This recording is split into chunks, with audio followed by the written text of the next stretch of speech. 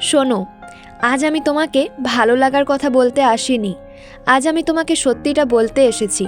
এই পৃথিবী তোমার কষ্ট দেখে থেমে যাবে না। তোমার চোখের জল কেউ গুনবে না। তুমি কতটা চেষ্টা করেছো এই প্রশ্নটা কেউ করবে না। এই ভিডিওটা তাদের জন্য যাদের বারবার ছোট করা হয়েছে, যাদের বলা হয়েছে তুই কিছু পারবি না, যাদের স্বপ্নকে হাসির বিষয় বানানো হয়েছে। নাম্বার 1, আত্মবিশ্বাস না থাকলে জীবন কিভাবে তোমাকে ধ্বংস করে।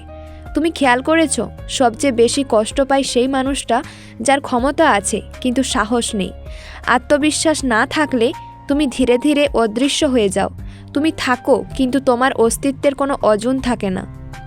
অফিসে, কলেজে, সমাজে তোমার মতামত কেউ শোনে না, কারণ তুমি নিজেই নিশ্চিত নও। আর দুনিয়া কখনোই অনিশ্চিত মানুষকে নেতা বানায় না। তুমি চুপ করে থাকো আর অন্য কেউ তোমার জায়গা নিয়ে নেই। এটাই বাস্তব। তুমি জন্মগতভাবে দুর্বল ছিলে না, তোমাকে দুর্বল বানানো হয়েছে। বারবার বলা হয়েছে তুই পারবি না, ওটা তোর দ্বারা হবে না, তুই বেশি ভাবছিস। এই কথাগুলো ধীরে ধীরে তোমার মাথার ভেতর ঘর করে নেই। এখন আর কেউ কিছু বলে না, তুমি নিজেই নিজেকে ছোট করো। আর এটাই সবচেয়ে বিপজ্জনক জায়গা। আত্মবিশ্বাস মানে আসলে কি? আত্মবিশ্বাস মানে চেঁচানো না।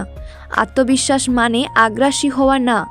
আত্মবিশ্বাস মানে চোখে চোখ রেখে কথা বলা, না বলতে পারা, নিজের সীমা নিজে ঠিক করা।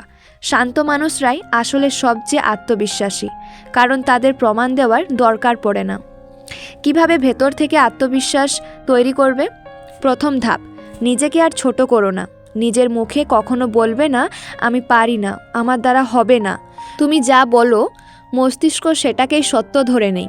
দ্বিতীয় ধাপ, ছোট জয় তৈরি করো।